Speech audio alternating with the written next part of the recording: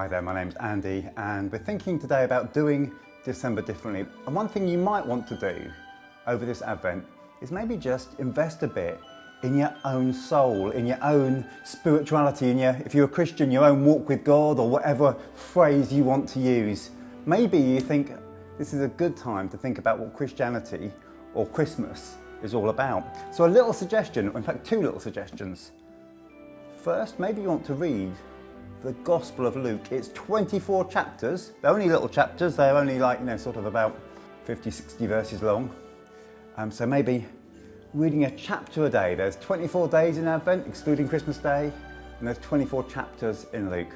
So maybe read a chapter a day, explore who Jesus is, why he came, what he said. And also, each day I'm going to try and put a little thought up on YouTube about each chapter that we've read together. So you can follow me on that. If you want to check it out, look up School of Mission on Twitter and you'll hear me share a few thoughts on whatever chapter we're up to. So just a challenge to maybe have a little bit read of the Bible.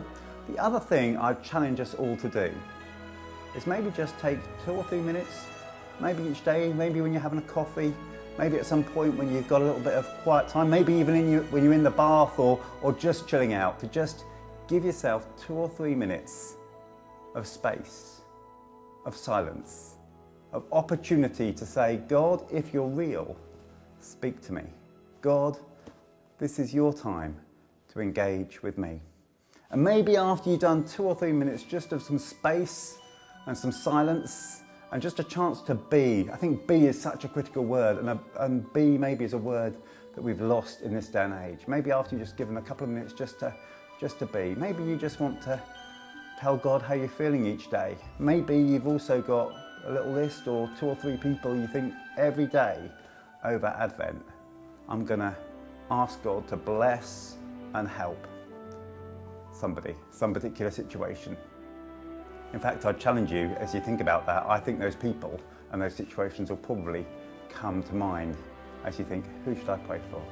Who over these next 24 days am I going to take time to just ask God to bless?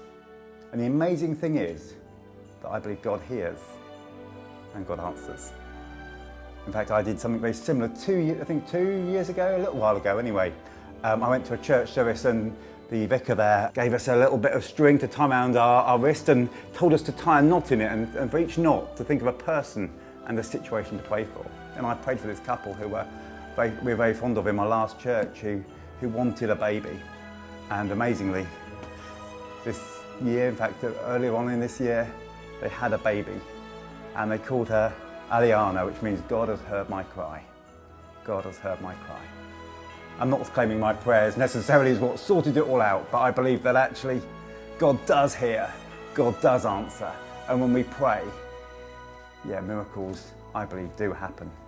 So challenge to read the Bible, take some space to listen to God, and take some space to tell him how you're feeling and the things you care about. And actually I believe that when we pray, we do see God answer. Not always in the way we expect, but we do see God answer. And sometimes we see the miraculous too.